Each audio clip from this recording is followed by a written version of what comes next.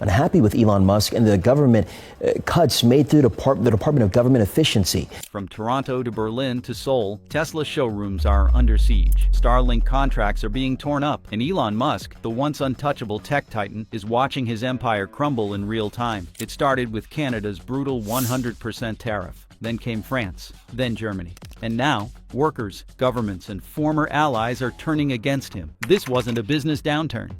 What's happening? It began with one tariff, but it landed like a declaration of war. Without warning, Canada hit Tesla with a 100% import tax, instantly doubling the price of every vehicle crossing its border. The shock was immediate. Dealerships froze, supply chains shuttered, and within hours, the next blow landed. This was an uprising. So what pushed the world to declare open season on Elon Musk? Why are nations blacklisting Tesla overnight? And how did the man who once launched rockets become the symbol of a global backlash? It chose Elon Musk, the most high-profile billionaire attached to America's economic muscle. And the symbolism wasn't subtle. Musk had become more than a CEO. Thanks to his close ties with the Trump administration, he had morphed into a political figure, one many foreign governments no longer saw as neutral. By aiming directly at Tesla and Starlink, Canada wasn't just protecting domestic interests, it was striking a nerve, using Musk's empire to pressure the very core of U.S. trade policy. A $66 million government contract with Starlink was abruptly torn up. This wasn't just economic policy, it was a message. Insiders made it clear, this was retaliation. Months earlier, the U.S. had imposed steep tariffs on Canadian aluminum and auto parts, citing national security. In response, Canada didn't just target Washington. The domestic fallout was swift. Dealers quietly pulled inventory. Consumers demanded refunds. News anchors called it a patriotic move to shield Canadian industry. But before the panic reached its peak, the investors moved first. The investor exodus. Wall Street doesn't panic often, but when it does, it runs. Within 48 hours of the Canadian tariff and contract cancellation, a quiet but unmistakable retreat began among Tesla's largest institutional backers. BlackRock, one of the world's largest asset managers, began offloading Tesla stock in significant volume. Vanguard followed, but the most symbolic blow came when Elon Musk's own brother, Kimball Musk, sold off millions of dollars in personal Tesla holdings. This wasn't a correction. It was an exodus. For years, Tesla had enjoyed untouchable status among elite investors, seen as the future of transport, clean energy, and tech itself. But the Canadian retaliation had exposed a deeper vulnerability. It wasn't just about tariffs. It was about Musk's increasingly volatile political footprint. As rumors swirled about more countries preparing retaliatory moves, institutional investors calculated the risk. And they didn't like what they saw. The exits weren't loud. There were no angry shareholder letters or public statements. The sell-offs happened quietly but rapidly, with analysts noting sharp reductions in fund exposure across the board. Hedge funds that had long been bullish on Tesla began rebalancing portfolios. Even firms invested in Starlink's private equity rounds began asking questions about governance, risk exposure, and long-term viability. Tesla's stock, already vulnerable from global price cuts and weakening demand, began to nosedive. Starlink's valuation, once insulated by hype and government contracts, took a hit as well. The broader market took notice. Retail investors, sensing the shift, began dumping shares. Reddit threads lit up with panic. Financial news outlets ran segment after segment, asking the same question. Is this the moment Musk's empire begins to unravel? The warning signs were clear, and yet the loudest alarm wasn't coming from the trading floor. It was humming quietly above the clouds, where Starlink's business was starting to fall apart. Starlink's global shutdown. While Tesla burned in headlines, Starlink died quietly, but strategically. What had once been Elon Musk's bold promise to connect the globe with satellite internet was now unraveling from every corner of the map. And the collapse didn't come from a single explosion. It came from 1,000 silent cuts. It began with Canada. After canceling a $66 million infrastructure contract, other nations started taking notice and taking notes. Within weeks, Starlink contracts across Europe, Asia, and the Pacific started vanishing. But they didn't announce it. They just stopped calling back. In France and Germany, government telecom partners quietly paused upcoming partnerships. In Southeast Asia, regulators delayed license approvals indefinitely. In Australia, a regional broadband program simply removed Starlink from its rollout roadmap. And in South Korea and Singapore, Starlink was dropped from procurement lists altogether. replaced by local telecom-backed alternatives. The language was always the same: review, security concerns, ongoing reassessment. But everyone knew the real reason. Musk had become a liability. This wasn't consumer backlash. It was government-led abandonment. Internal forecasts for Starlink's revenue were slashed by more than 40% in a single quarter. Whole teams were reassigned. Satellites scheduled for launch were grounded.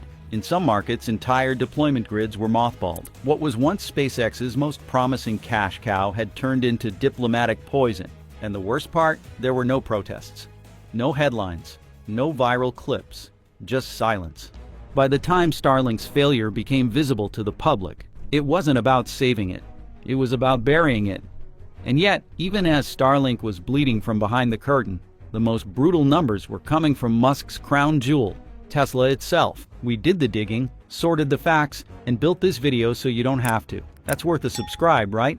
Tesla's cash burn death spiral. You can slash prices, but you can't slash your way out of a collapse. In a desperate bid to offset collapsing demand and restore investor confidence, Tesla began implementing aggressive global price cuts across every major market. In North America, Europe, and Asia, sticker prices dropped by as much as 20%. The strategy was clear: make Teslas affordable, win back volume, and stall the bleeding. It backfired catastrophically. The price cuts alienated existing customers who had paid premiums. They failed to generate new demand in meaningful numbers. Instead, Tesla showroom inventories began piling up. Dealers couldn't move stock fast enough. And while revenues dipped, operational costs remained sky high. Tesla's core profit margins, once the envy of the auto industry, evaporated almost overnight. New tariffs, vanishing government incentives, and rising interest rates piled on additional pressure. Simultaneously, Tesla faced mounting legal fees from lawsuits tied to its self-driving software,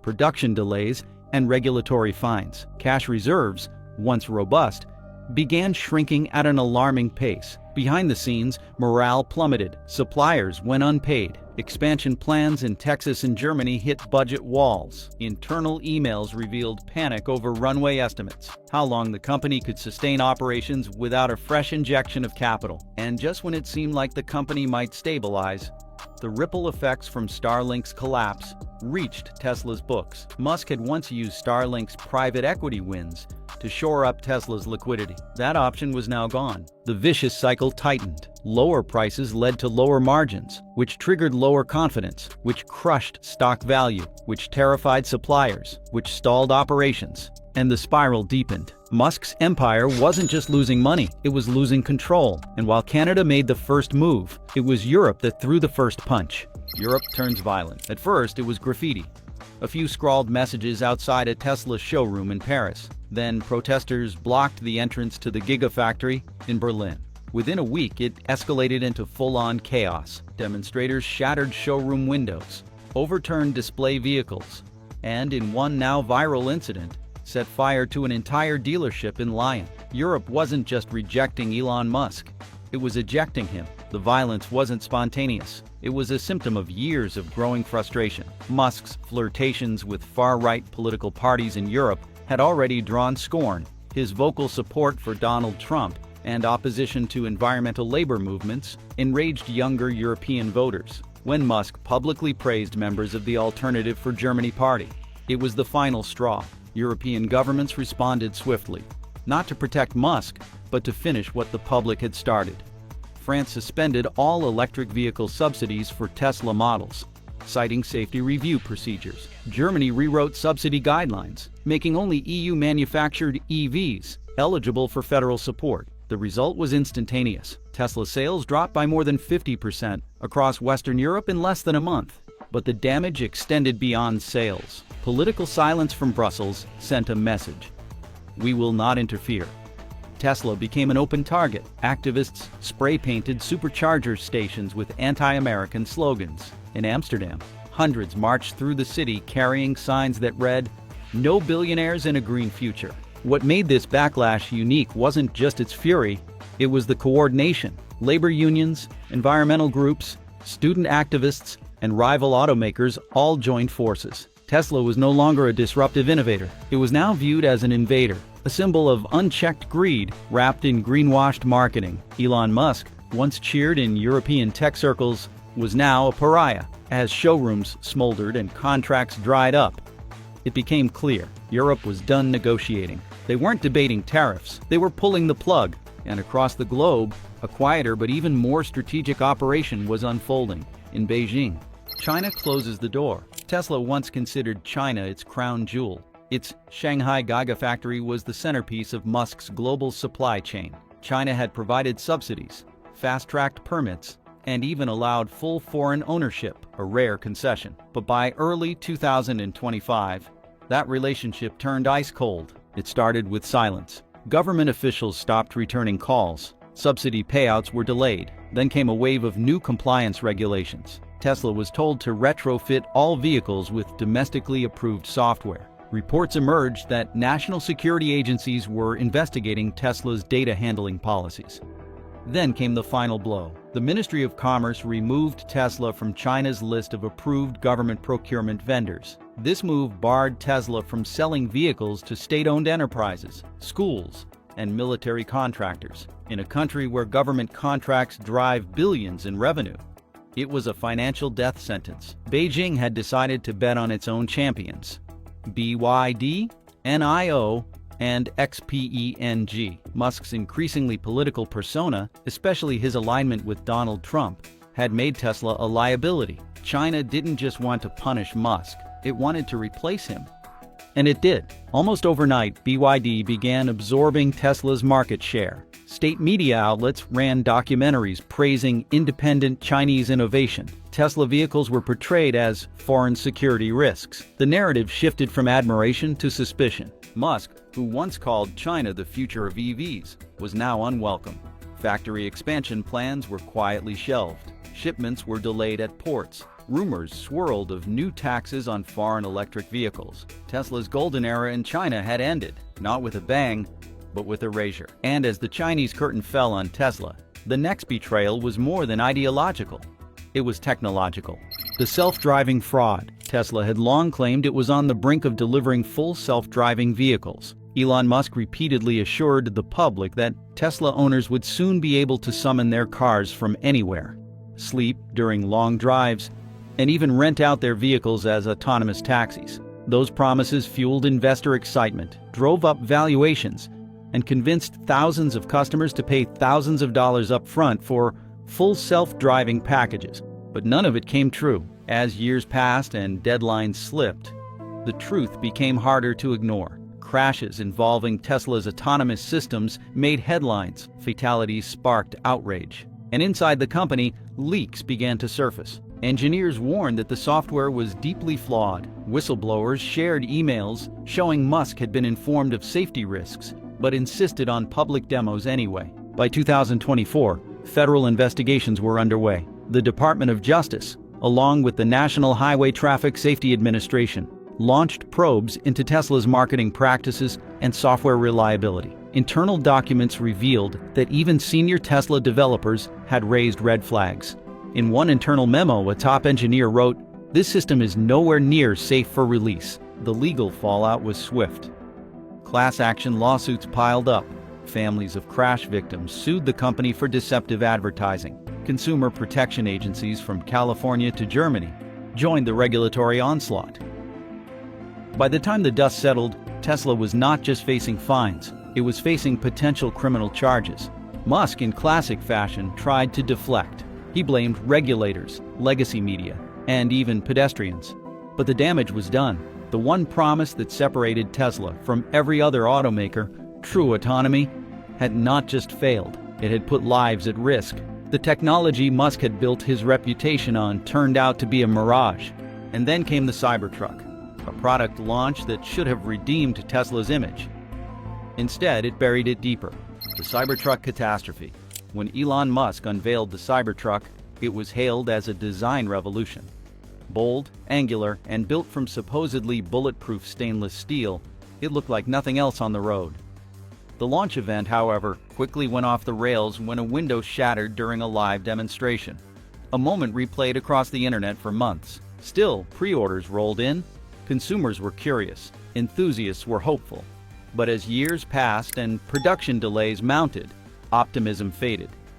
When the first Cybertrucks finally shipped in early 2025, the reality was far from the hype. The design was unwieldy. The turning radius was impractical for urban environments. The truck's sharp edges made it a regulatory nightmare in Europe. More concerning were the safety issues.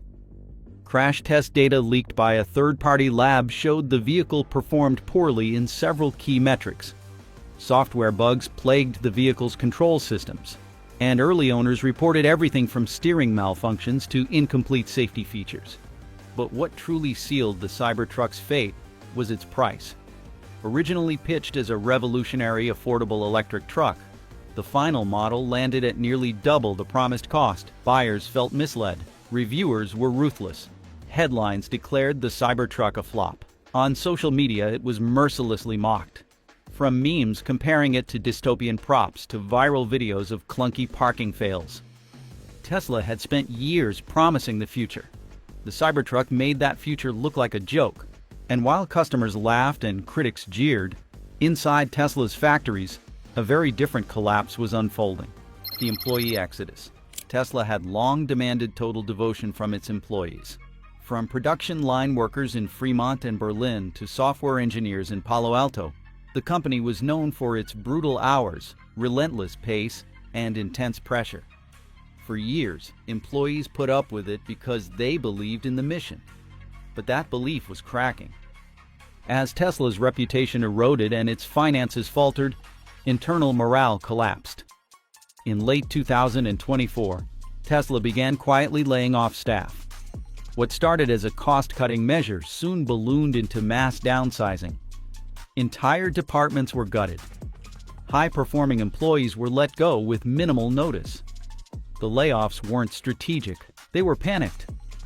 Survivors described a toxic environment. Productivity fell. Rumors spread that Musk himself was no longer engaged in day-to-day operations, instead focusing on political feuds and social media antics. Glassdoor reviews painted a grim picture. Overworked, underpaid, and expendable. Meanwhile, competitors were circling. Companies like Rivian and Lucid actively recruited Tesla's disillusioned engineers. Build Your Dreams, headquartered in China, opened a new R&D center in California, specifically to attract former Tesla talent. The result was a brain drain, unlike anything the company had seen before. Once a magnet for innovation, Tesla was now viewed as unstable and overhyped. Internally, chaos reigned.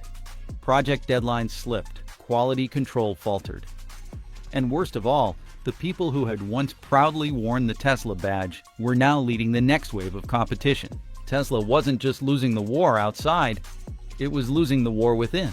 But what came next would stretch far beyond Tesla's walls. The revolt that started with employees was about to go global, as labor movements, rival automakers, and disillusioned customers all prepared to reshape the industry Elon Musk once ruled.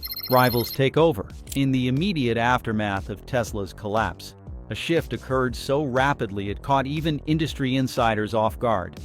The electric vehicle landscape, once dominated by a single monolithic brand, became a battleground for rising contenders. But this wasn't just a peaceful succession. It was a coordinated land grab by rivals that had long waited for Elon Musk's empire to stumble. And when it did, they struck with ruthless precision. Rivian was among the first to pounce. Backed by strong institutional investment and a more disciplined executive culture, it capitalized on Tesla's bad press and began rolling out mid-sized electric trucks and SUVs that appealed to both environmentalists and mainstream consumers. With Tesla distracted by lawsuits and manufacturing chaos, Rivian quietly secured contracts with corporate fleets, logistics companies, and even local governments that had previously been Tesla loyalists. Then came Build Your Dreams, the Chinese juggernaut that had already overtaken Tesla in total electric vehicle volume. With its global manufacturing network, cost efficiency, and government support, BYD didn't just fill the gap, it expanded it. European and Asian markets that had grown tired of Tesla's political baggage and customer service issues welcomed BYD with open arms. Their models weren't just cheaper, They were more reliable, locally assembled, and unburdened by controversy. Legacy automakers joined the fray. General Motors and Ford Motor Company, once seen as dinosaurs in the age of Musk, suddenly looked like steady ships in a storm. Both companies had spent years quietly preparing for the electric transition. Now, with Tesla weakened, they launched aggressive ad campaigns, slashed EV prices, and signed dealership agreements that made charging access, servicing, and resale easier than anything Tesla could currently offer.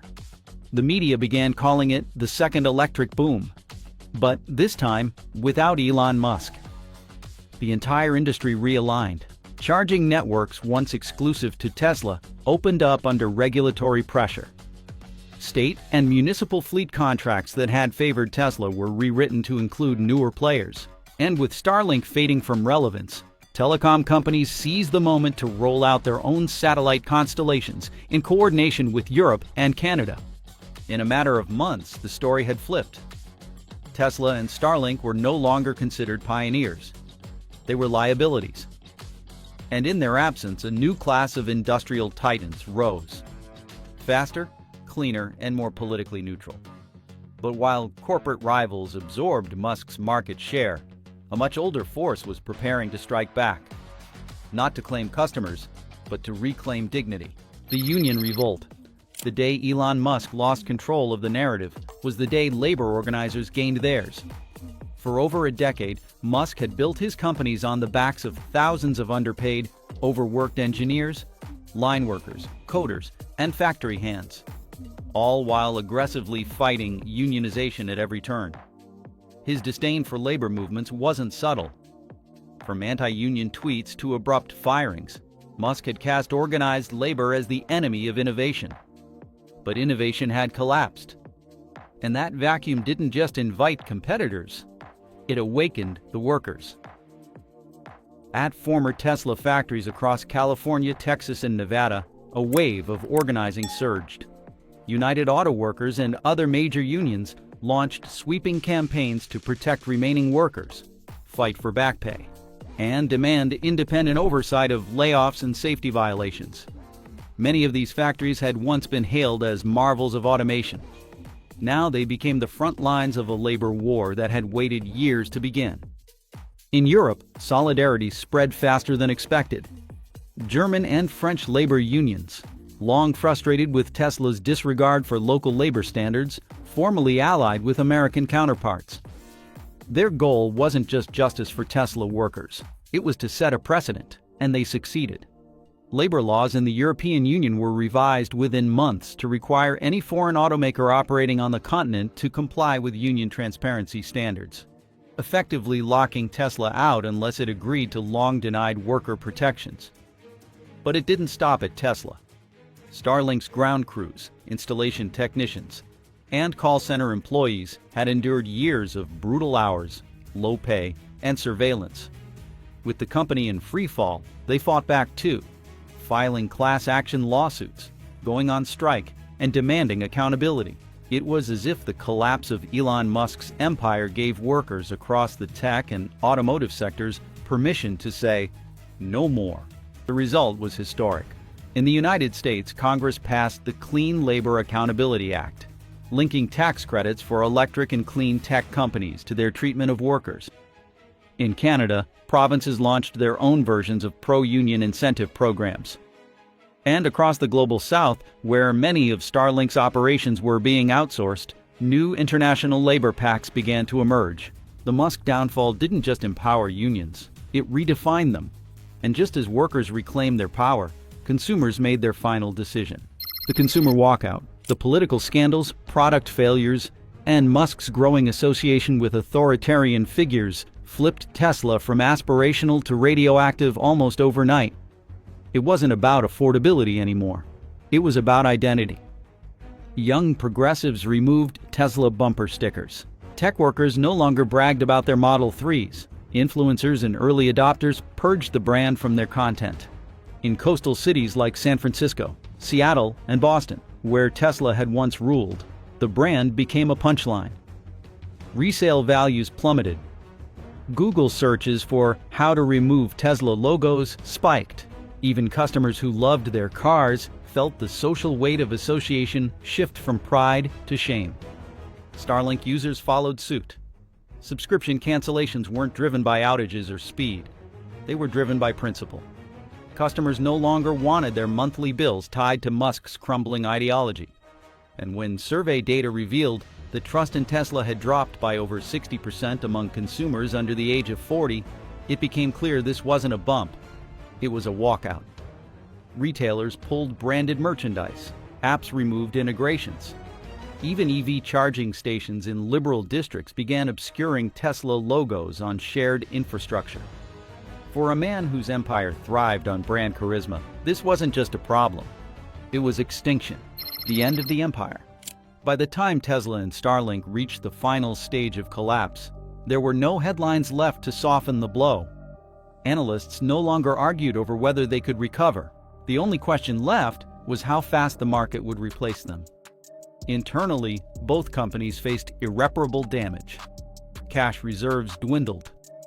Talent fled. Legal cases mounted. Tesla factories, once heralded as the future of American manufacturing, were auctioned off to creditors. Starlink's remaining satellite infrastructure was picked apart by telecom consortiums from Europe and Southeast Asia. Government support had evaporated. Musk's personal credibility was in ruins. And where he had once stood as a symbol of engineering defiance, he now represented overreach, recklessness, and decline. Elon Musk did not just lose a company, he lost the story. The myth of the untouchable innovator. The dream of disruption without consequence. In a final act of collapse, both companies were quietly delisted from major government incentive programs around the world. Buyers moved on. Workers moved on. Investors moved on. And in the end, the world didn't just forget Tesla and Starlink, it buried them. But what rises in their place?